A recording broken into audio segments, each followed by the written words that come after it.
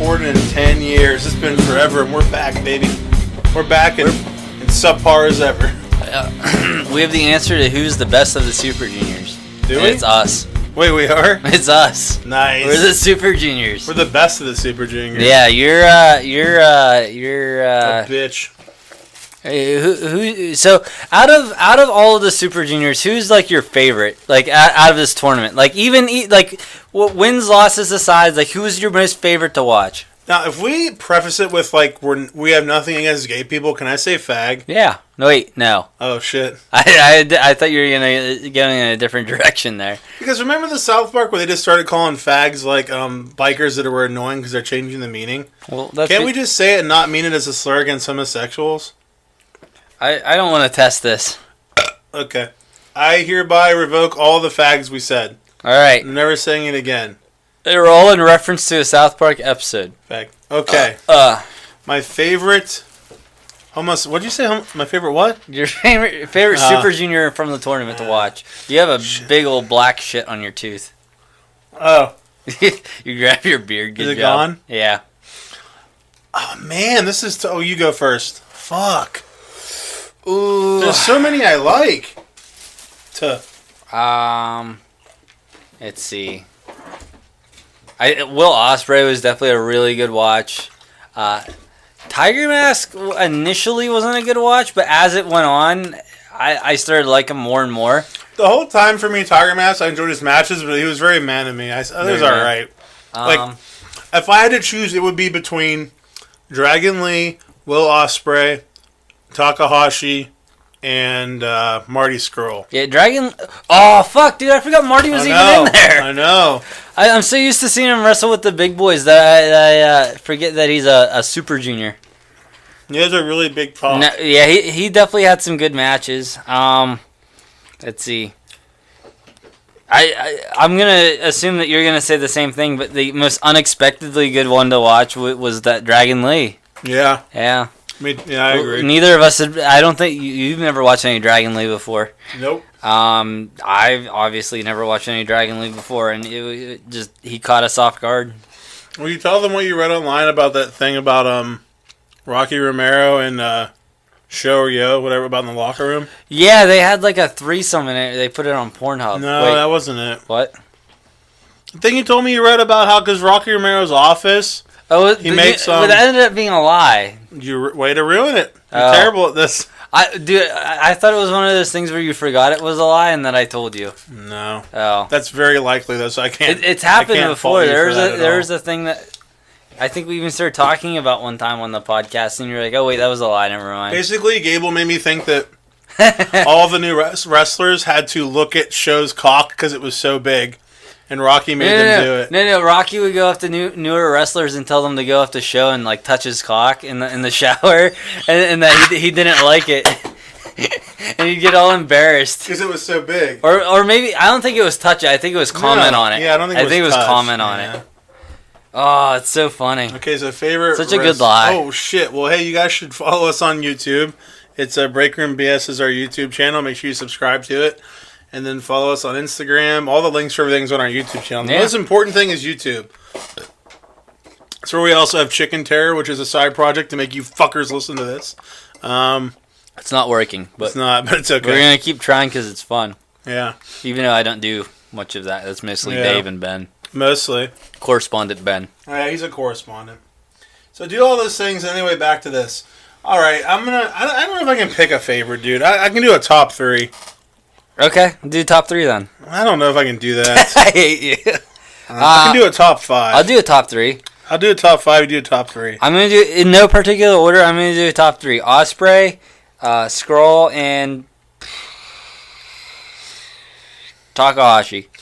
All right, I'm gonna do Takahashi. Okay, I'll do 5. I'm doing Ospreay, Takahashi, Dragon Lee, Scurll, and Flip. Yeah, I was gonna add Flip and Dragon Lee. Do we have all the same people? Maybe. I think we do. Who did you say? Ospreay. I said Ospreay, Takahashi, Scurll, Dragon Lee, Flip, and Flip. Fuck. We suck.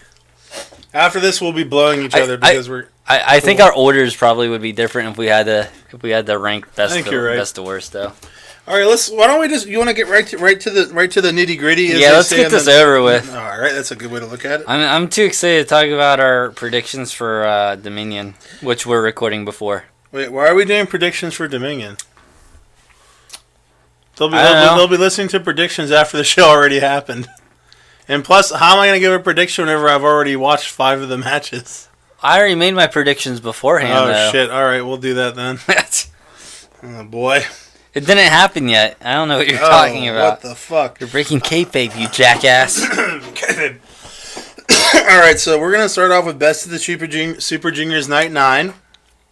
This was the 9th night on Night 9. Mm-hmm. 9. What do we start out with? Ishimori versus Tiger Mask. Sure is. Let's see. Should we start? Can we start out by saying who won? If you want. Okay. Never mind. I whatever. You take the lead so I can get the hang of this. I have no notes. You have no notes. Ishimori. There was a point where Tiger did one of the Seth Rollins suicide dive things, and Ishimori dude. I've always wondered why doesn't someone just step out of the way? He stepped out of the way. I don't remember this. He just sidestepped it.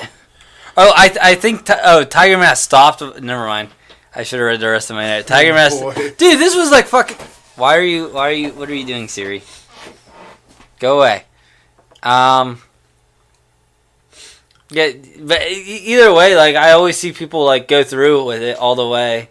I never see anyone just give up on it. Nice to see something different. Yeah.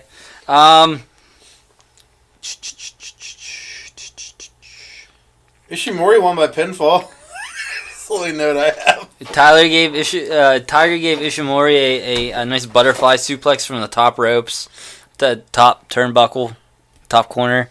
What's the term I'm looking for? I think that might be a Tiger suplex because Tiger Mask does the Tiger moves. But you're super close. Was this a VOD? Because the butterfly and the Tiger moves are very fucking similar. Oh yeah, he just folds the arms up, right? Well, the Tiger is when he grabs them like this. The butterfly is when he kind of hooks from underneath. Okay. All right. So maybe you might be right, dude. You might be right. I just thought he did do the Tiger suplex because all his other moves he has like a Tiger driver and he doesn't. But I think you could be right. Yeah. We're gonna give Gable the benefit of the doubt here and say that I'm trying my best here. I have like 2, 3, 4. How long have I been watching wrestling? 6 to 7 years. When was the Royal Rumble? Like 4 months ago? Yeah, you watched the first Royal Rumble you watched was the 2011 Royal Rumble. Yeah, you've been watching a long time. That was 11 years ago. That wasn't 11 years ago. That was like 7. I thought it'd be funny to be wrong. Your math is way off. I thought that was going to be part of the joke, but whatever. Hey, what was the point of you asking me that? I don't know.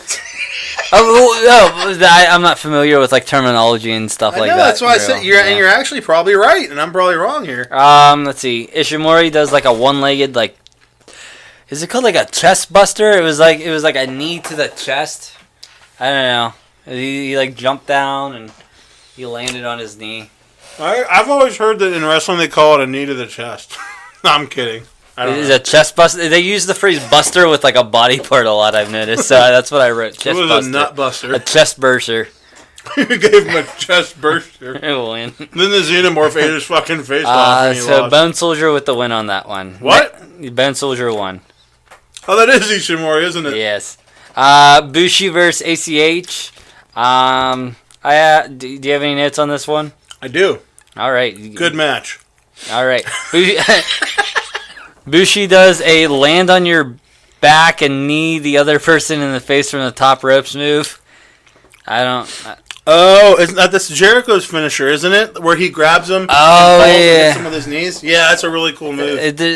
What the fuck's he call it? It's like a not the he calls leader. It the code breaker. Code breaker. There it is. Yeah, I remember that. It's a cool move. He does that from the top rope. Bushi walks out of here with a win.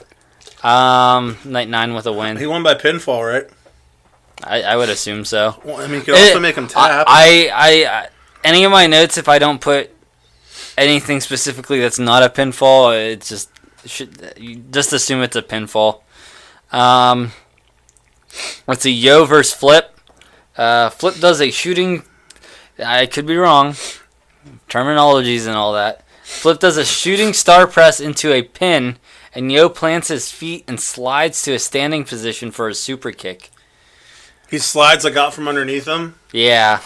Like kind of arches his back. Yeah. He like from the pin position, like he was getting pinned and somehow slides like Michael Jackson would and goes up onto his feet real quick. He just balances on his toes and goes like to the stand up position from being pinned. Like his feet are like planted the whole time. Sounds like he's a ghost. And then I guess Flip stood up, and as Yo he's doing the move. He gave him a super kick. He's doing the move to me right now. Yeah. Fuck you. Then Yo, after the super kick, I believe Yo hits does like a bridge type pin. I use the word bridge pin a lot in these, so there's that. They do them. Did you notice whenever Flip had a slip on the springboard? A slip?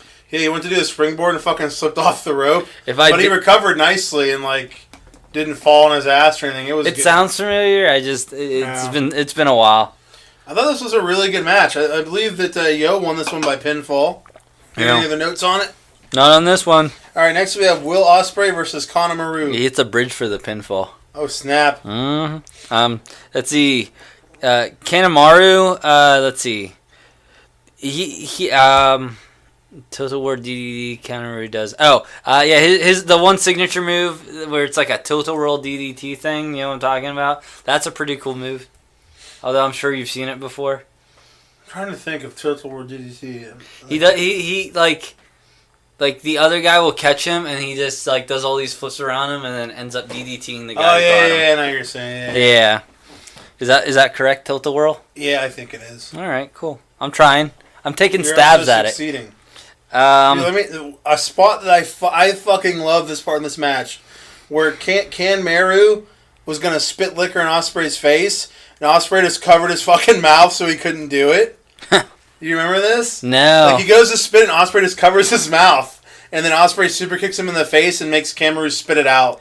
It's really cool. It's a different thing for something that we see them do all the time. It's like, what can I do different with the spit thing? It's like, oh, that was cool as fuck. See, I sometimes I think maybe we're treating like WWE unfairly, but I genuinely think if this was a WWE move, like the spitting something in someone's face thing, like this, that they would just do it every match and it would be the exact same every time. Yeah. Dude, the Burning Star Press gets me so erect. That's when he's not running, right? Burning Star is when he does a shooting star press off the top rope, and the guy's hung on the fucking ropes, and he hits him while he's on the ropes. Yeah, okay, so I had that. Ospreay transitions from a flip kick, I don't know what that means, to a shooting star press. It looked really good. Ospreay is inhuman, and I don't understand how he's able to do so many cool fucking things in a short period of time. Yeah. Dude has the stamina of a fucking porn star. Of a goat. Oh. Goats eat a lot of cans. Yeah. I have that thing that you put about the being draped on the top rope. Yeah. What's Ospreay's one finishing move where it's like he like has him hooked around the neck and does like a twist? Do you know which one I'm talking about? You talking about when he has him on his shoulders and he does a... You're not talking about Stormbreaker, are you? I think that's it. Stormbreaker. He has him like lifted up here and does like a twist thing. And I think I think that's what he did to win here, and then he rolls him up real quick for a pin. Yeah. Dude, this match was great. Mm-hmm. You know what? I think that Ospreay should make a new move, just for me. No, but I think he should make a new like shooting star press move and call it a supernova press. Because you have shooting star, burning star, and this one's so cool the star's just blowing up. Like, it's that cool a fucking move. Like, if he does a new shooting star press move, he should call it a supernova press. What was who's the wrestler that Dave Meltzer said he's gonna be like? Oh, Dynamite Kid. Dynamite Kid. Yeah. He's just gonna blow up like dynamite. He's gonna supernova like Dynamite Kid. And he's gonna hold a gun to his wife's head while he fucks her just to scare her, just like Dynamite Kid. Alright. Let's move on to Night 10. Night 10. Super Night 10. This is the B block, right? Yeah, I have more notes on this one for sure. Let's see. Skrull vs. Dragon Lee kicks us off. Skrull ties the mask of Dragon Lee to the bottom of the ropes, which I thought was a really cool move there. Yeah, that was cool. Dude, Skrull loves yelling "fuck you" at opponents. Dude, he does it a lot. I think Skrull definitely turns up his heel factor when he's in Japan. I think he's more likable when he's in Ring of Honor, but whenever like he's in Japan, he's just like such a fucking dick to the crowd. You must have listened to our last podcast when I said that. I think, did you? Yeah. I was like, this sounded familiar. We had the same conversation. Oh, okay. We were both saying the same thing, yeah. Okay. Yeah, I agree. Because we're great. Dude, I think in one of the matches that he, like, literally took someone's, like, their, like, chaos flag or whatever and just rubbed his butt with it and threw it back. It was so funny. But I thought it was even more funny because the girl, like, of embarrassment used it to cover her face immediately after he rubbed his butt with it. That's funny. It was like, I don't think she realized what she just did, but it was funny. I don't remember what the move was, but I have it 17 minutes and 25 seconds scrolled to this insane flipping DDT move that was fucking amazing. Skrull performs a running DDT flip thing. Flip thing. That's what I had. I don't know what to call, but I just know it was amazing. Skrull reverses Lee's finisher with a DDT, but Lee selling it reminded me of RVD and a Tommy Dreamer, one of the DDTs? Yeah. Like where he just bounces the fuck up. Yeah. I thought it was a really good sell by Lee. I love when they sell them like that, when they take them like that. It looks really cool. I've seen Ospreay do it a few times too. Yeah. Ospreay's insane. Enough of Ospreay though. Ospreay can suck a dick. Let's see, reverse suplex that Dave liked, the one from the top rope. It was like a reverse. Yeah. And let's go to a submission win. And something Skrull to a submission win by Skrull. I thought Skrull won by pinfall. I have submission. Oh, we're not gonna think too much about this. We're just gonna move on. Yeah, it's gonna take up too much time. He won by submission. All right, next match is Taguchi versus Sho. Okay, right off the bat, Taguchi was a little too corny for me in the beginning of this one. Dancing around and dodging pretend arrows. I'm like, come on, dude. In this particular match, yeah, it was getting. It got to the point where I was like, all right, I'm not even laughing. It's just corny. I just kind of expect a certain comedy aspect from him, but I do agree it was with the whole tournament style that they do. Being new to this, it seemed a little weird to do it in a tournament. Even some of the stuff he has in the tournament has worked. Like, just this particularly, I was just like, all right, this is a little much. It was, yeah, I mean, it's just like, shut down the show to do this for a few minutes. Other than that, I did like the match. Yeah. Taguchi had like a half Nelson suplex, which was a really cool move. Looks devastating. It took me till now to realize that one of, that one signature move that Taguchi has is just that one move Shinsuke does, the Shinkaza or whatever. Yeah. Except with his butt.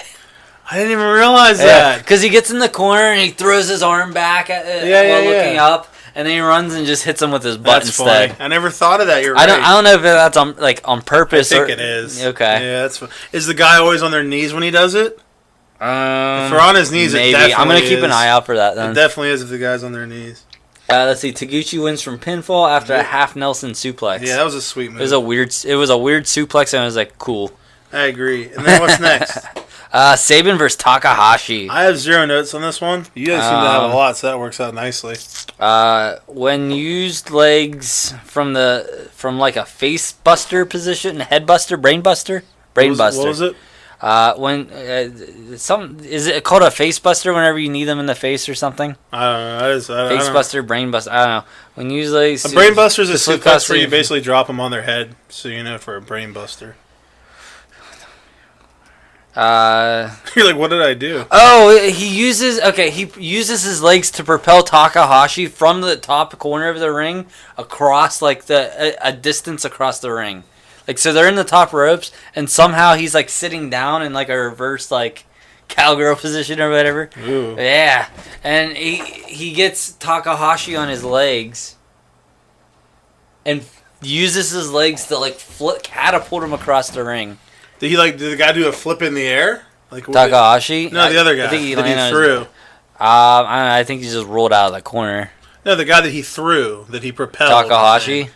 Yeah. Takahashi's the one who got flipped, I believe. Oh, Takahashi just did a flip and just like landed on his ass back? Yeah. I'm picturing I don't remember it at all, but I'm picturing it in my head. Yeah. Takahashi does a powerbomb on Sabin and is one of the loudest landings of the night. Dude, was it you talking about the sunset powerbomb to the outside? No, it was in the ring. It was just really fucking loud. I'm like, Jesus Christ. Yeah, you're killing him. It may have been on the outside of the ring. I wasn't specific in my notes. I don't remember very well. I'm sorry. I don't remember at all. Sabin reversed Takahashi's Hurricane Rana with a powerbomb to stop it short. I remember that. That was cool. False finish after All Hail Sabin, and second attempt gets broken, which eventually leads to Takahashi win by submission. I have here he won by pinfall. I made that up. I made that one I was up. like, he's doing a dick this time. He's doing the dick thing again. Okay. And not the Jay Ryan one. I need to get these little... Okay. Lastly, we have El Desperado. Thank you. I'm sorry. We have El Desperado versus Kushida. The spot in the beginning where Desperado runs Kushida through all the chairs on the little dolly was really funny. He put him on a dolly and pushed him really hard through all the chairs. I thought that was funny. Yeah. And this one, actually, this match had the first straight up chair shot to the head I've seen in years. He straight up hit him in the head. I remember it. And I mean, he had his hands up, but that doesn't mean anything. Yeah. But I was like, damn, I haven't seen those in a long time. Dude, there were stakes on this match. Which doesn't really necessarily mean it's a good thing, but... the stakes are the winner is tied for first and the loser is tied for last. That's too bad. That's unfortunate. Yeah, so, I mean, it was kind of detrimental to being in the top here. Interesting use of chairs by Kushida, having Desperado sit on one while using another to propel himself. Oh, that was pretty cool. I remember into the seated Desperado, El Desperado. Dude, they do some crazy shit in New Japan. Yeah, dude. Just like they have to have the young boys there, whatever they call them, just to make sure the crowd's like safe the whole time. Yeah, they like move. I agree. I like how like proactive for your face. I like how how active they are with the crowd and stuff. Yeah. Interactive. There it is. You did it. My brain needed to just flip the switch there. El Desperado puts Kushida on a dolly and uses him as a human bowling ball. I already said that. Oh. You can keep going because yours is far more dramatic. Yeah. Yours is far better worded than mine. And knock out as many chairs as possible. Like pins. Dude, that was his motive when doing that, is just knock as many chairs down as possible. He just wanted to get a strike. Kushida gets back to ringside at 14 and is like, I can't possibly go any further until the number 19 is called out. These things tend to happen. Yeah, like if I genuinely believe. Defense for logic reasons, okay? Mm-hmm. Logically, if you can I already know what you're going to say, but yeah. Oh, okay. No, for the podcast, you have to say it still. Logically... Are you leaning back, talking to the mic? That's what I just moved up for. Logically, if you're trying to get back in the ring, and you can either A, get back in at 14 and start fighting again, B, wait till 19 and rest for another 5 count, it makes more sense to wait till 19. Mm-hmm. I didn't think that was it. I thought the adrenaline of it being so close would just push you really hard to get back. Maybe. Look at you, you fuck. You're closer, you prick. I finally got a chance to say it, and then I immediately fucked up after. You're an ant. Look at you, you're tiny. No, but it makes sense logically. Like, why get in immediately when you can just rest, and get yourself back to fuck shape? I don't know what that means. It's just when it happens at the same time every time, it's a little less dramatic for me to be like, oh, well, he's just waiting. He's just going to get back in at 19. Well, not only that, but, like, I feel like there's never any drama at all because at any point I'm like, this is not going to end by count out right now. They need to throw me a count out every once in a while. Yeah, they definitely do. And they do plenty of moves that they could do it with, and it makes sense.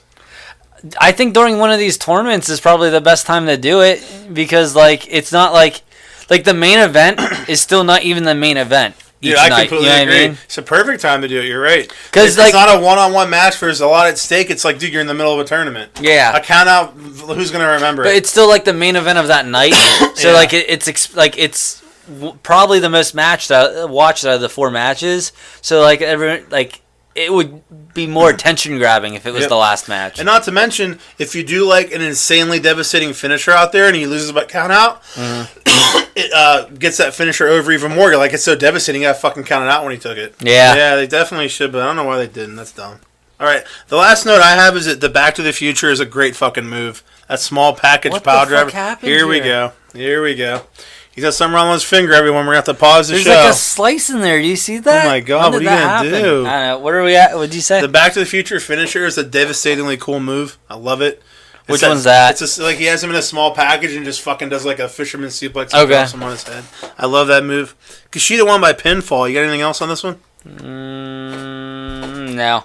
Oh, well, fuck you then, buddy. Kushida with package suplex pinfall thing to win. It's called Back to the Future, but whatever. Well, maybe they should have had English announcers, and I would have done that. I have a note in this first match on night 11 that's kind of funny because you kind of... He just smelled the microphone. That's cool. We're on night 11 now. Are you ready? Yes, Bushi versus Flip. My first note is top rope code breaker was really cool. That's the move you talked about in the other match. Someone did the code breaker off the top rope. Oh, yeah, okay. Yeah. Let's see. Flip does a way better spear than Roman Reigns could ever do because the way the match was being told, plus it was like a springboard Dude, one as well. once Flip Gordon gets to the ring, flips and takes off his pants, he's had a better match than any Roman Reigns match ever. Oh. All right? I think Gabe came on the microphone. The left side of my chest started hurting. It's funny because it's true. Flip does one man bang for your buck, which I think Marty has done before, and I think I've even seen I was going to let it go. I think I've even seen Kenny do. I think all of the Bullet Club does this, where they do like a they have him up in the fireman carry, and then do like a Yeah, I've seen a jump lot of forward. people. Some of them do it even backwards. I think Flip does it backwards sometimes, where he doesn't do the he does Yeah. a backflip and does it. and then they'll go up into the corner and then do a move from the corner. Yeah. This This was a really good match. yeah. That's what I got. Yeah, Flip also attempts some sort of corkscrew, but Bushi stepped away. Bushi steals the win in the end with a face buster or brain buster, whatever the fuck you call it, from the top rope, which was that code breaker that you were talking about. It's a code breaker. All right, I'm just gonna try to remember to call it that for now on. Whatever. That brain buster. A brain buster. I can't go back in time. What's a brain buster? Your head. You get your head hurt. A brain buster. With your knees. Okay, picture a normal suplex. Yes. Pick them up, drop them. A brain buster, they drop them on their head when they fall. That's a brain buster. It's like a suplex, but instead of going back, they kind of go down and drop them on their head. I thought it just because they hit their head, they just called it a brain buster. That makes 90% of moves brain busters. Cool. That's not what it is. Yeah, I think Bushi won by pinfall. Next match.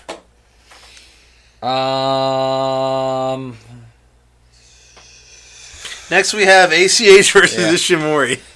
Wait, did you have any more notes? That's why I was checking. We're good. Did you? Well, I was just saying that I had a note, but it wasn't important. No, say it. That Flip was Okay, hitting ACH for... No, I'm kidding. Yeah. Go ahead. Yeah, Flip was hitting a majority of the bigger moves in that match. Who did he fight? Bushi. Yeah. I don't think Bushi has very many like big spots, like high spots or anything like that. Did Bushi try to use the mist in this one? I don't think. I like that he doesn't do it every match. Yeah. It makes it more special. Kanemaru, however, I think does it every match. But Bushi, you know what Bushi does do every match? Try to choke someone with his shirt. Yeah, he does like that. I think I took a note of it for our previous show, and I just didn't take a note of it anytime it happened in this show because I'm just like whatever. I've covered it. All right, I have 0 notes for the next match. Ishimori versus ACH. What do you got? Let's see. ACH is really good at mat work and able to hit high spots when needed. Ishimori's one jump between the ropes is in the corner can be utilized in a lot of really cool ways. I'm trying to remember what it is. If I see Facebuster in your notes one more fucking time. I do. There's like this thing where like Ishimori like jumps in between the ropes in the corner to like escape. Do you have any idea what I'm talking about? Kinda. Next time you see an Ishimori match, look out for it. He escapes. He'll avoid a move or get away from. Will he do it sometimes? Kind of slide through to land on the apron and kick someone sometimes. Yeah, he'll slide under the apron and then stand back up in the corner and do something. Yeah. But I think that can be utilized in a lot of different ways. It's a move where like the next move can go in like so many different directions. Dude, speaking of that, similar to Ishimori, like I love the fucking move, but I think he kind of does it too much because he does it every match. I feel like a lot of these big moves you should not do every match. But I love whenever the guy's sitting on the ropes and he does a sliding German suplex and slides out of the ring at the same time. Oh yeah, that's a really cool move. Let's see. Ishimori gets back with a code breaker, followed by a gut buster. Dude, you're doing good. Win. He's busted. Was that right? You just want to say something's getting busted. Busters, nut buster. Ishimori by pinfall for the win. Yeah. Dude, no way. I don't know. Where's the next one? Tiger Mask versus Ospreay. I got some great things to say about this match. Tiger Mask and Ospreay put on a captivating match. Dude, it was one of those matches. Dude, that is the perfect word. Like the entire match, I couldn't keep my eyes off it. I think Ashley asked me to do something, and I was like, okay, no. You need to give me like 15 minutes. Dude, okay, and for me, it all stemmed from the tombstone that Ospreay took, because fucking Tiger Mask gives him his tombstone. He fucking takes it and fucking like starts like grabbing his neck and rolls out of the ring and just lays out there. And he sold it like he sold it so well. Dude. And then he sold it for the whole fucking match after that. Yeah, dude. Like it all stemmed from that tombstone. I was like, dude, he did such a good job of making that tombstone seem legit. That tombstone was good storytelling. Yeah, right there. It was great storytelling. Well, it led to great storytelling. And then they did the double kick spot. After that, they did a back and forth like kicks. And dude, okay, well, say what you're gonna say because this is kind of funny. It doesn't really. Is this like at the end? How far are you? No, I'm just like in the middle. I'm not exactly sure where I'm at. Tiger does a pop-up power bomb from a butterfly position, which I think is that Tiger power bomb, maybe. Yeah, I think so.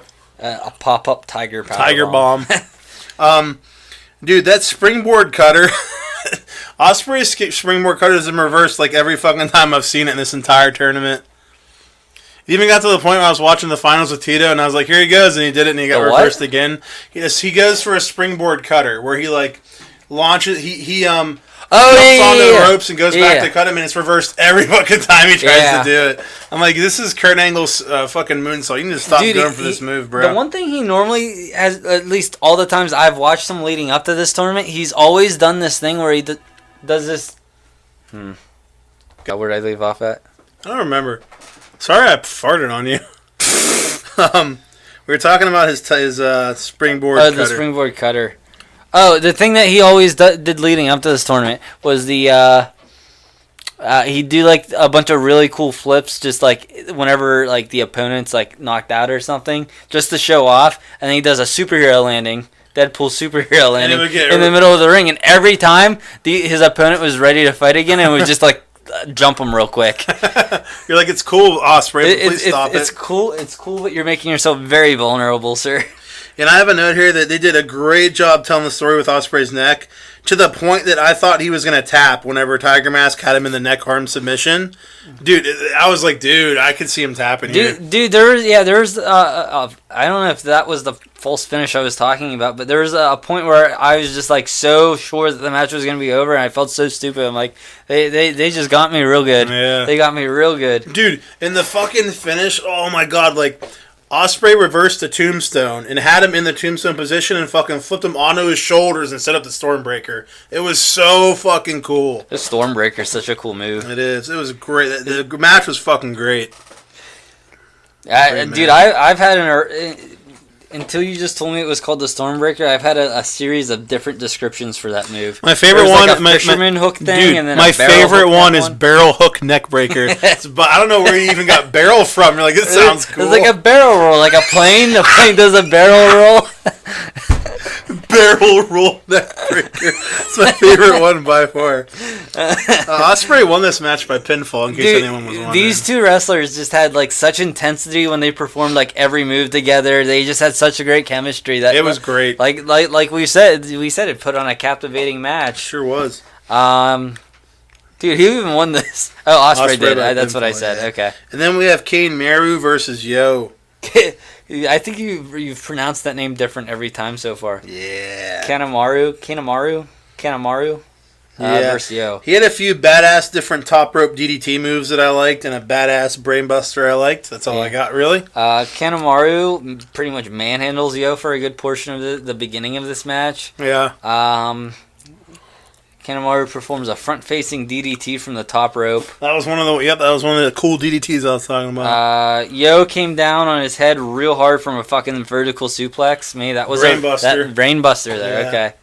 But the fact that you said vertical suplex still excites me. Good job. Okay, so I swear to God, Yo has been doing this for as far back as the matches I've seen him in. Even I think I watched Wrestle Kingdom 12 the other night, and he was still doing it. He will fall in between the ropes out of the ring, but go back in the exact motion that he fell out in. He just, I swear to God, he reversed time. I swear to God, he has time control. Yeah, I know exactly what you're talking about. Let's see, bridge pin to win by Yo. Yo hits by a bridge. pinfall. The last note I have on this is that, dude, did you see Yo celebrating this win? The points he had at this point, he had no chance of winning. Dude, he was celebrating. He was celebrating like Dave just won the Bullet Club Bunny contest or something, dude. He was like Bullet Club Bunny. Dude, he was so excited. I'm like, calm down, Yo. Dave is talking about Peter. I think her name's pronounced Peter. I want to. Oh man, let's move on. We're gonna save real quick. Okay. Hey, baby. Hey, we're back, baby. I fucked up. You did something. Hey, fuck you. What's next? Let's see. We got Night 12. We got Sabin versus Desperado. El Desperado leading off the night. Desperado surprises... You're talking so fast. Oh. I'll slow it down. I'll slow it down for you. Oh. El Desperado surprise jumps Sabin from his entrance, which I don't think we definitely haven't seen yet in this tournament. A jump like that. Okay, does that first note make any sense to you? Is it my migraine or am I retarded? I like how Desperado and attacked Sabin when he came out. Oh, hid and attacked Sabin. Dude, did you notice that? He just hit up by the entrance and then just jumped him. Is that what you just said? Yeah, I'm going to read this note again and you tell me what I said. Right. Desperado surprise jump Sabin from his entrance. Mine was cooler when I said he hid. I said he hid and attacked him. Let's see. Springboard DDT by Sabin looked great. Dude, fucking Desperado took a rough bump on a bunch of chairs, man. Some of those bumps they take, just getting thrown on a shitload of chairs, I'm like, ouch, dude. Yeah. Sabin won this one by pinfall, though. Yes. I didn't have that note, but thank God you did. Fuck you. I wouldn't have known who won. Okay, I thought you were being a dick. Let's see. Match 2 of the night is Skull versus... You're really talking fast, whatever. Sorry. Skull versus Taguchi.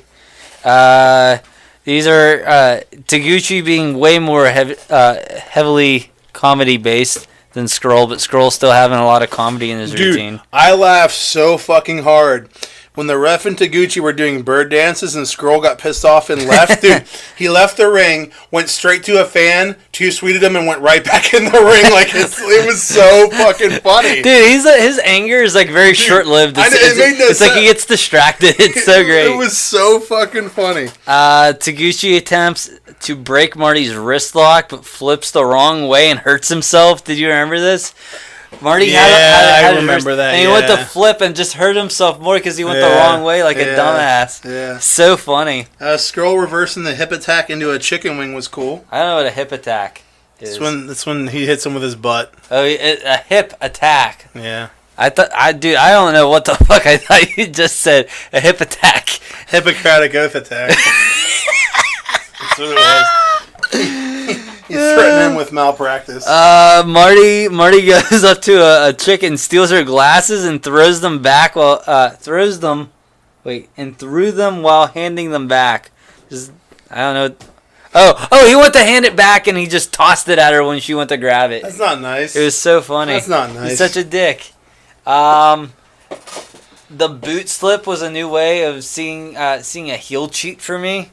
Yeah. I guess that there's only one type of cheat, but whatever. It's fine. I've never seen. It was a smart move, loosening the boot to slip out. They did a great job with the back and forth stuff. I knew Marty was gonna win because of the score and stuff, but it got to the point where I forgot about it. You know you got invested in the match. They did a good job with that shit. Skrull wins by rolling up Taguchi for a pin. Yeah. Takahashi for Sho is up next. It looked like Takahashi tapped. Sho tapped while in the same position. He was power bombing Hiromu in. I don't know what any of that means. Cool. I swear that before his matches, Takahashi goes to his opponent. He's like, "Look, dude, German suplex me as hard as you can and try to kill me, and we'll just figure it out." Because, dude, we'll just figure it out, bro. It'd be cool, dude. Because he takes him so fucking hard on the head. And I'm like, it's dude. really weird that you say that because what you just said, he puts in Japanese on that fucking card he brings. Is that what it is? That's exactly what it says. That's crazy. What else they got? Who won? Do you have more? Right after I put that note down, he fucking took a German on the apron. I'm like, Jesus, dude. I was like, it's gotta hurt. The hardest part of the ring. It is. That's what they say. That's what Taz says. The triple. Oh, dude, this was so cool. When Show gave him a triple power bomb, and the third power bomb was into his finisher where he drops him on his knees. Pay attention. Oh, don't look! I don't know what I just saw. Oh God. Okay. Did you hear me? Yeah. Whew, that got scary. Wait, no, you didn't. No, I was trying to avoid a spoiler. Oh boy! So whenever Show gave him, he's giving him a triple power bomb. On the third one, he does the fucking move where he drops him on his knees. It was such a cool spot because we got a triple power bomb into his finisher. You all right? Is that what you said earlier, but got confused about? Maybe. Maybe. I don't have any more notes for this one. And dude, the thing I love about that too is whenever he goes for the triple power bomb, at one point, even though he's in a triple power bomb, the ref goes and counts one. Like in the middle of the move, it made it seem more real. Yeah. You know what I mean, like he wasn't like just waiting for count. the move. Takahashi won by submission. The finish was great. I loved how, dude, I love this fucking match. I love how Show was able to pick Takahashi up and slam him after he's in the triangle choke, and then he tries a second time, but he's just too weak and just falls down and gives up. Like, I thought it was so fucking well done when they did that. I love that finish. Dude, and it was another one. It just got to the point where I was so fucking invested, I completely forgot Takahashi was winning. Because the match was so fucking good. I love that match. Loved it. What's next? Well, Takahashi won by submission. We didn't say it. Dragon Lee versus Kushida is next. Kushida versus Dragon Lee I have. So we have different notes. It's similar. It's the same but different. This was a well-paced match I had. A proper definition of the phrase methodical I had. Oh, cool. Because normally when I hear methodical, it's like WWE trying to make it sound cooler than it actually is. Like John Cena and Triple H are having a methodical match here. It's like they're having a boring match. Yes. Dude, Kushida had a hell of a dive from the top rope to the outside early on. Dragon did a great job of not letting him fall on his head and die because he almost did. Like, if Dragon Lee didn't catch him right there, I was like, this dude's going right in his fucking head. Springboard Hurricanrana from the outside by Kushida was dope. Yeah, that was dope. I thought Dragon Lee actually killed Kushida with his half Nelson type suplex. I think it's actually a Tazplex where he landed right on his fucking head. Okay. I don't know how these guys land on their head so much and are just fine. I don't understand it. Let's see. Rope break by Mouth. I don't know who it was. I do remember someone breaking a submission by Mouth. They bit the rope. Oh, that was Takahashi. I remember that. He was trying to get to the ropes and he bit it. Did I put that in the wrong thing? No, I'm pretty sure that was Kushida, I think. I don't know. I could have swore I remember Takahashi doing that, but I think you're right. Sometimes you forget wrestling is fake. Kushida does a strong slam and pin for win. I was involved in the match to the point where I forgot it was being staged. Dude, the last 2 minutes of this match were insane. Like, just reversals and back and forth. Like, so fucking well done. Whenever I'm watching stuff like this, I'm like, dude, how much of this are they calling in the fucking ring? Like, how much did they plan in advance? If they plan in advance, how do they remember all this fucking shit they planned? That, dude, like, it blows my mind. I get distracted by thinking about that sometimes. Yeah. You want to take a short pause here? Fine. All right. I better pause it. And we're recording. We're back again. We never left, actually. All right. Night 13. You ready? You got your notes ready? What's Night 13? ACH versus Tiger Mask. That's not this one. No, it is. I have no notes. ACH wore Tiger Mask considering to pay tribute towards Tiger Mask. I wasn't sure how Tiger Mask was going to take that. I wasn't sure if that was like a dick move or not. I didn't. Well, they're both faces, so I figured that he would like it. I didn't know enough about ACH, so All right, ACH for Tiger Bass. ACH hits a nice frog splash. They both performed Tiger Driver on each other. ACH wins. Yeah, ACH got I think he got like a roll up at the end, which I was surprised whenever it ended when it did. Yeah, if I remember correctly. We don't got much for that one. Let's move. This is night 13, you said? Yes. Oh, cool. Are you okay? Yeah. I did drugs. All right, Bushi versus Kanemaru. It's Kane Maru. Kane Maru. He's Kane's brother. It's gotta be Kane Maru. That's gotta be Kane Maru. That's Vince. That's a great Vince McMahon you did. Kane Maru using young boys as weapons always makes me laugh. He grabs the young boys and just starts like throwing them like they're fucking objects and beats up his opponent with them. I think it's so funny. All around decent match. The spitting gimmick at the end was fun. Bushi spit on Kanemaru before vice versa.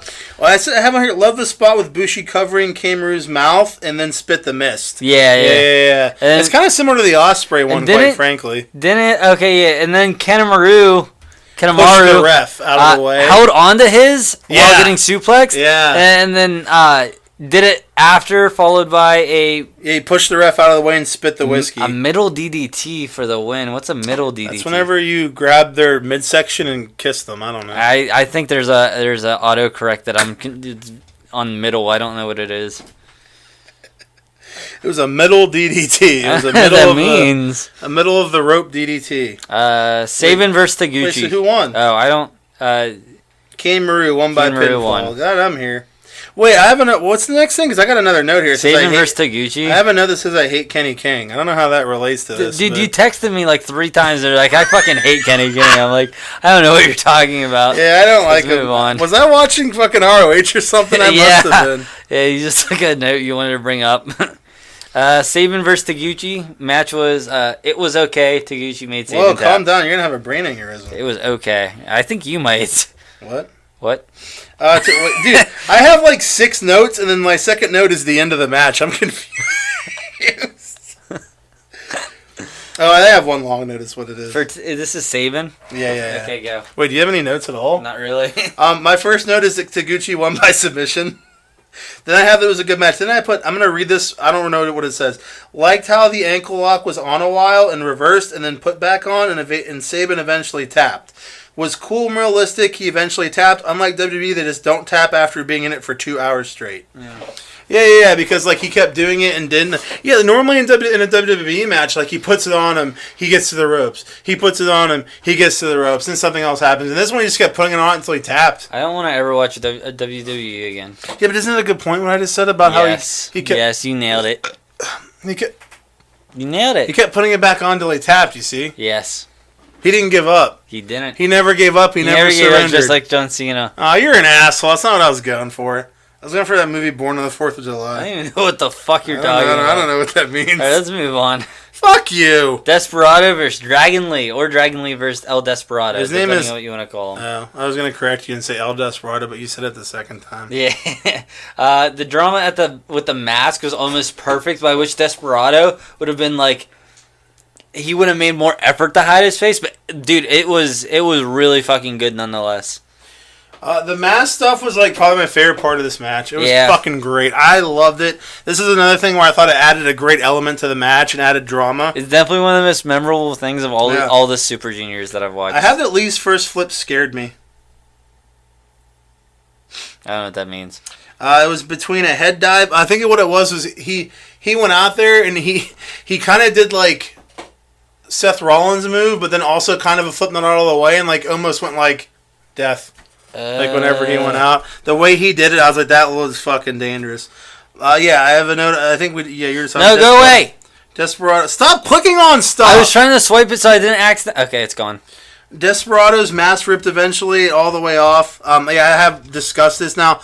I think it's obvious this was done on purpose. Wouldn't you say that the mask ripping off part was all done on purpose? Oh fuck yeah. Yeah. And as you said, I had a great element. Dude, he had a mask ready at the end of the match. He definitely had to. Unless someone like ran back real quick and grabbed one out of his duffel bag. What the fuck's that dumb stupid fucking look about? I don't fucking know. Hey, fuck you, fat dickhead. You fucking dick. We discussed that you can't call me a dick on the podcast. No, I called you a dickhead. Oh, okay. So fuck you. No, yeah, dude, this mask stuff was really fucking good. As much as I like El Desperado, I love El Desperado. He's probably one of my favorite members of Suzuki Gun. Really? Suzuki Gun. Like the Goon Squad. Yeah, but I hate his pants so fucking much because it looks like he stole them from a mariachi band. I don't even know what the fuck his pants look like. Dude, they're black, but they have like dot line to dot, and it's up and down the whole thing, and that's what mariachi pants look like. I think it looks fucking stupid. What are mariachi pants? Okay, you know the bands that are like mariachi bands. It's like and there's a bunch of guys in sombreros with like jackets. Yeah. Their pants all have that like stupid like gold design with that general style going up them. Do you belong to like some kind of underground mariachi cult or something? Yes. Like, how do you know so much about them? You're like, I watched that Pixar movie. I watched the Coco movie. I watched Coco. I learned everything I know about mariachi. You dumb pussy. Desperado 1, yeah. Okay, I have notes here. Why are you letting me say my notes? There's a cool finish. That's all I have. Desperado 1. I liked when he ripped off Lee's mask all the way, and then the three young boys immediately jumped in and covered him up. Yeah. Like, they all just took their shirts completely off and like. Dude, the commentary was really funny about them taking their shirts off. Yeah. I'm like, I don't even know who they're talking about. They're making it sound really funny. Yeah, that was really funny. Speaking of the commentary, we didn't mention that. What did you think of the commentary in this? Was this the one with Chase? If this was the one with Chase Owens, I thought it was still hilarious. Yeah, this is the one with Chase. Chris Sabin did the finals. Dude, I don't know, man. I was not enjoying Chase. A lot of Chase's jokes, I think I told you a couple of them you didn't even catch. Yeah. Like, a lot of his jokes were just fucking stupid. I didn't really even notice it was Chase Owens until it got to the flip match. Oh, yeah, that makes sense. Okay, what's a Honma? Let me look. Oh, Honma. Honma, you know Honma. It's like an Asian guy with like blonde hair. Cool. That got paralyzed for like Hanmania. Yeah, Hanmania. He got paralyzed for like 5 minutes and then recovered. Say it with me. Did you read about that? Say it with me. Hanmania. Hanmania. No, Hanmania. Han Solo Mania. Solo. Did you read about that? Did you hear about that? They're like, "Are you okay, sir? You're paralyzed." And he's like, "Who are your people?" And he was like, "I have no people." And he's like, "Fine, Hanma Solo." Did you read how he got paralyzed? Did you read how he was in a match and got dropped on his head and got paralyzed legit? He was paralyzed. Yes, that's why he walks all weird. I didn't even notice him walking weird. You said he walked weird. Did I? You even said that he did. I don't remember. You told me on the phone. I don't remember. We talked on the phone during this part and then you hung up. All right. Flip. Who'd he fight, douchebag? Osprey. Flip Osprey. Flip and Osprey have a really fun, dumb, and dumber chemistry that made me laugh. Off the bat, this shit is amazing. Yeah. Dude. The fucking spot where they both flip to the outside landing on their fucking feet. I'm like, how they not break their fucking legs in these? Like, it was insane. I was like, holy butt sex. Then I have another that just says, this is great. Like, right in the middle says, this is great. Nailed it. Let's see. I think it was Chase Owens who was like, how many times do you think Ospreay's going to whine about his neck? Oh, yeah. I thought it was really funny. He's a whiner, baby. Let's see. Chase Owens said somebody blew in Flip's ear one time, and he said, thank you for the refill. Yeah, that's pretty funny. Dude, that was one of the good ones. Some of his shots at Flip were really funny. Yeah, throughout the match though, Ospreay and Flip were going blow for blow, and just like everything one had to do, the other immediately met back. I don't know how Flip does these crazy moves off the fucking second rope with like no air. Like, dude, he does like fucking like 450s from the second rope. I'm like, how are you clearing this move with like you're 3 feet off the fucking mat? I don't understand. Like, he is. He's Flip Gordon. The top rope cutter was amazing. Awesome move. Yes. Top rope cutter from the top. Spot where Flip is draped on the top rope and Ospreay does a front-facing backflip was cool. I guess that's the burning. That would be the burning Star press. Burning Star Press. Yeah, that was cool. Essex move by Ospreay. I don't know. The announcer called it an Essex something. Does it sound familiar? I think it was similar. I think it was similar to some sort of Canadian destroyer, and that's why I thought it was cool. I like a Canadian destroyer. It was like a Spanish fly destroyer. I like a Spanish fly destroyer. Essex move by Ospreay. Yeah, I should have read the rest of the note. Essex move by Ospreay looks like a Spanish fly. Done. All right, so you blew your load early. Ospreay does a cutter from the top rope and finishes with a Stormbreaker. Yes, I said that. Yes, you did. I was just I was reiterating. Thank you for reiterating. And Ospreay won by pinfall. Yes. All right, Ishimori. Whoa, slow down there, Chief. All right, go. Yeah. Ishimori versus Yo. Dude, I don't even have the fucking name of the... Oh, yeah, I do. Wait, what? What? Oh, yeah. Let's talk. Okay, so Ishimori holds the tiebreaker because he beat Ospreay on night 1. And we just found this out like 20 seconds before the match we're about to watch. Is that right? Yeah. They did a really... We talked about this already. Yeah. They did a really shitty job of explaining the rules of this fucking tournament to the English-speaking audience. Yeah. Like, dude, you literally found out that, like, he's gonna win... Like, that this is what happens in a tiebreaker whenever the match is starting. I'm like, really? I'm like... Yeah. Aren't these things that should be established, like, as you're starting the tournament and telling us, like... You texted me and told me, you're like, the announcer literally said that they have no plan if there's a tie. Yeah. They have no plan. They're like, we don't even know what happens now. Yeah, if they said that if the Takahashi Kushida was the last match, right? Yeah, they said if Kushida and Takahashi ends in a tie, we don't know what we're going to do. I'm like, what the fuck is this shit, man? Yeah. And I got over it, but I'm just like, this is annoying, like... Do a 3-way match. Oh, they could just do a 3-way match. Why didn't they just do, instead of this whole tiebreaker was, if Ishimori wins, he simply wins the tiebreaker because he beat him already. Why not just do another one-on-one match? That makes sense, though. I think that makes sense, though. I mean, yeah, it does, but it's like they could just have a tiebreaker match instead of just a tiebreaker rule like that. Yeah. But yeah, I don't know. Like I thought they should have established the rules of what happens right off the bat. Yeah. So, dude, the whole tournament we're sitting here like, well, what happens if it happens? We didn't fucking know. We're looking online. We're looking everywhere trying to figure it out. We saw a coin flip at some point. Like, you know what I mean? Like we didn't even. And I'm like, this is annoying. So that's that. But then we had Ishimori versus Yo. Did we?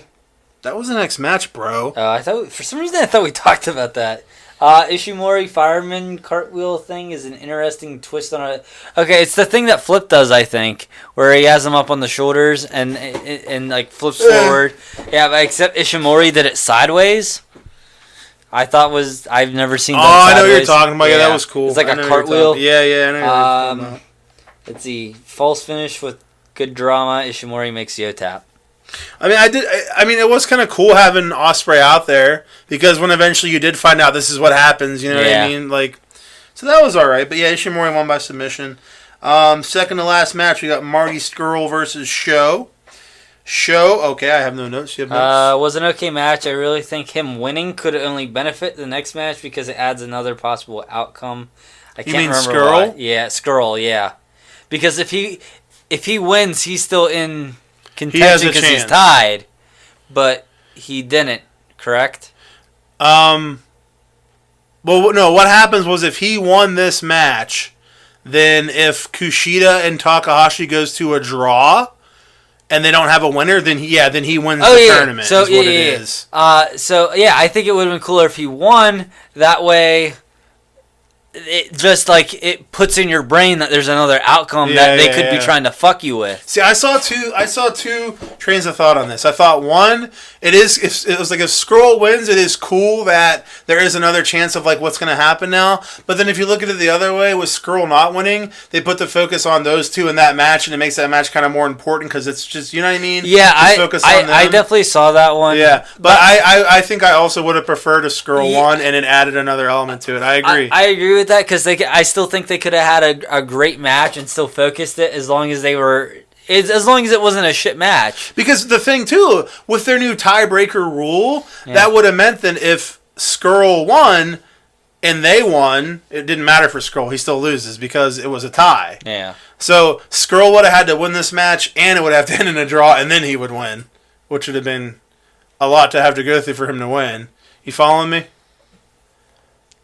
all he had to do to win, and then they draw, right? Because he'd be up by one because they only get 1 point each. Exactly, that it would have been cool to have it in that way. And do you think of the drama they could have had with Skrull just outside waiting and the time's ticking down and ticking down? They're like, he's like, dude, I'm gonna do it. And even what if he doesn't even win? They win at the last minute. They could have done a lot of cool stuff with it.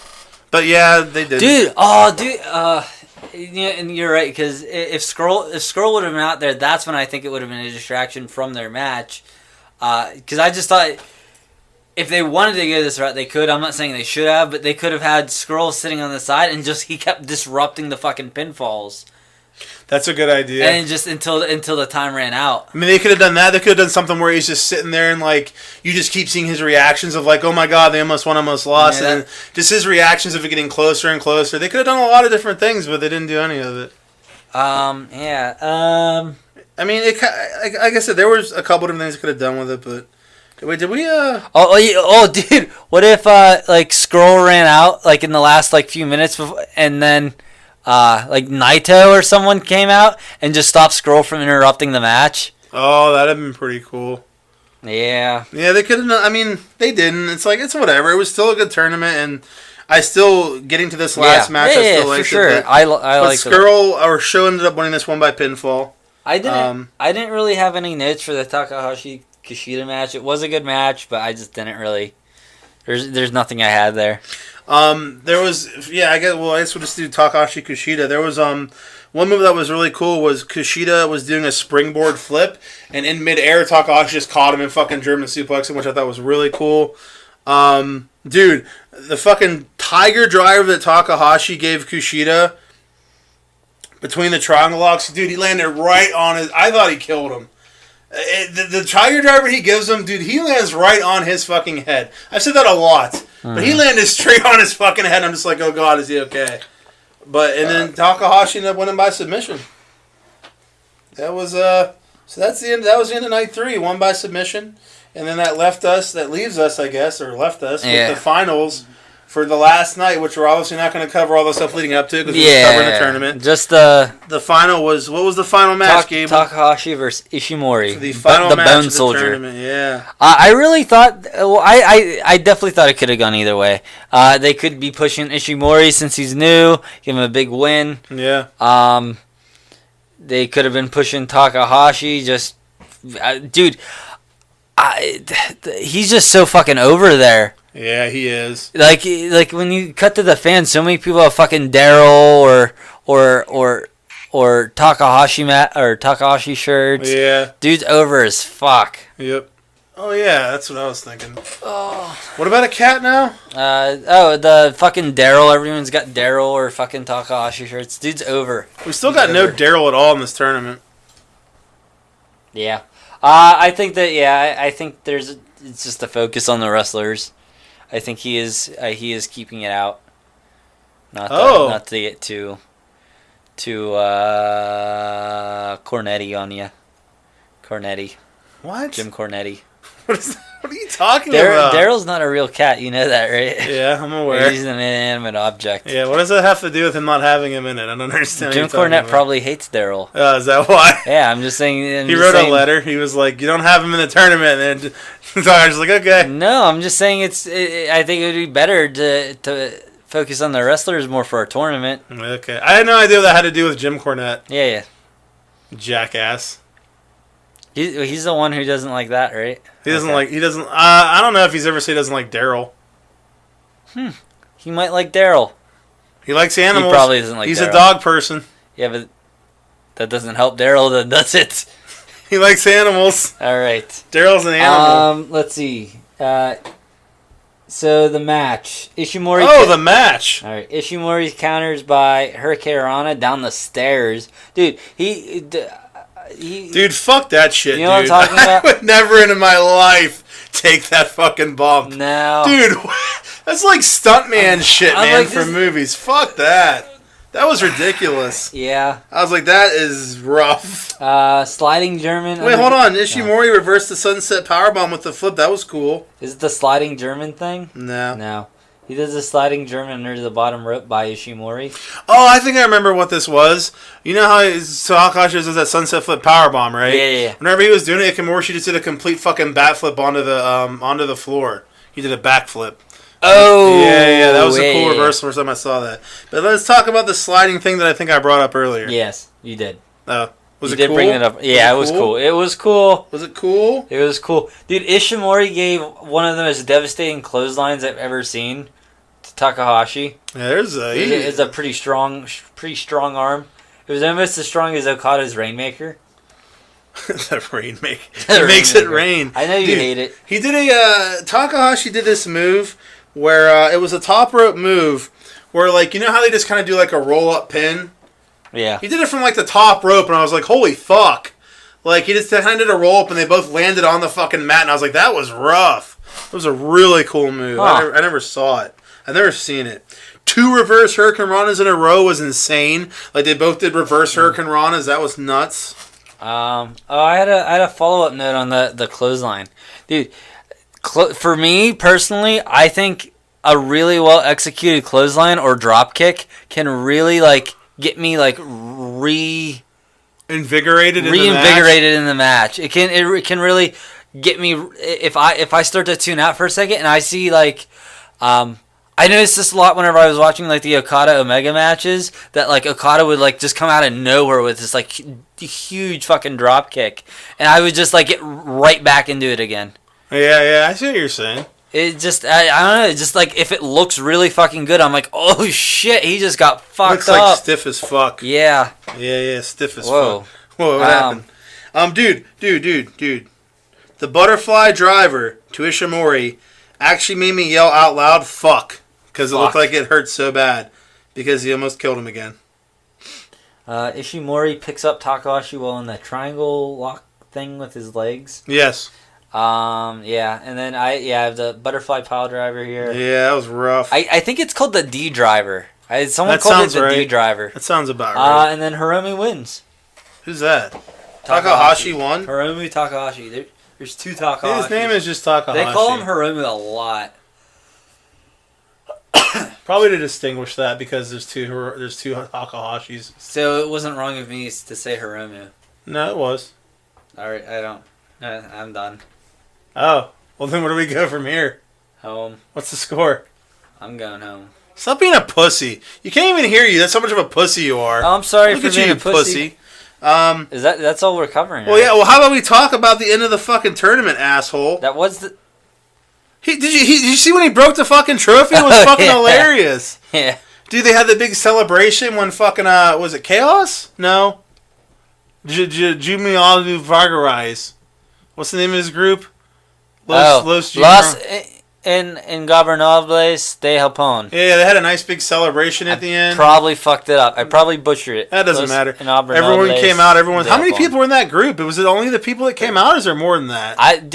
Their group is smaller compared to the other groups. They're I think a little bigger than Bullet Club, but that's about it. Yeah, so they had a lot of people came out. Big celebration. It was really cool. It was really funny because I watched the backstage thing, and he's sitting there holding the fucking trophy, and part of it broke off. He's like, "What do I do now? What do I do? It broke. I don't know what to do." It was really funny. I think the only 5 that I can think of are LIJ members. The only 5 I can think of are Bushi, Evil Sonata, Naito, and Takahashi. I don't know if there's any more that I can think of. What are you doing? You're punching me. Shut the fuck up. Oh, sorry. It was a really good tournament. It was the first Super Junior I ever saw. The first tournament I've seen from New Japan so there's far. Just 5. So 5 that's plus whoever rushes. I don't know what the fuck a rush is. Yeah, so that was the first tournament we've seen so far, Gabe. We have nothing to compare it to, really. Yeah. So I guess when we see this G1 climax and that comes out, we'll see what a heavyweight tournament's like. I like the tournament a lot, but I like it. I like it's the just setup so of much it, to but keep there's up with. too much. Like I like the aspect of the whole like blocks and the points.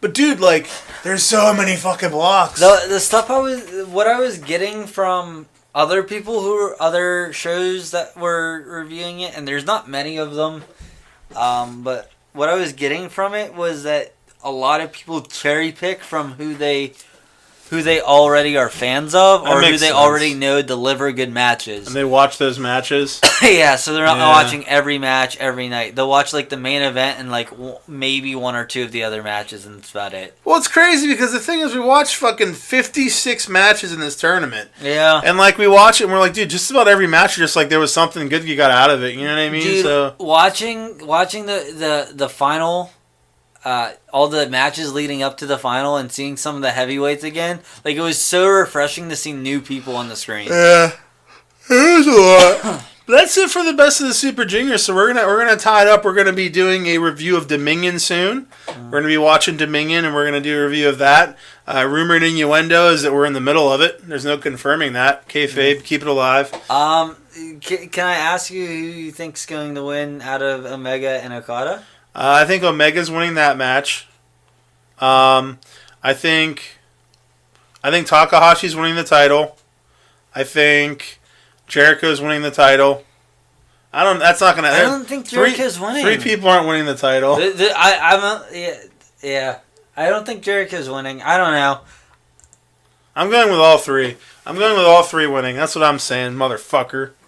Yeah. The big three. That's my pick. The big three. Who are your three picks? Are your picks Ospreay, Naito, and Omega?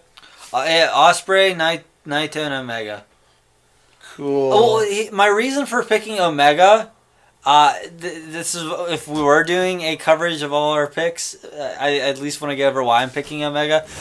Every match, he's gotten closer to having a win. So it started with.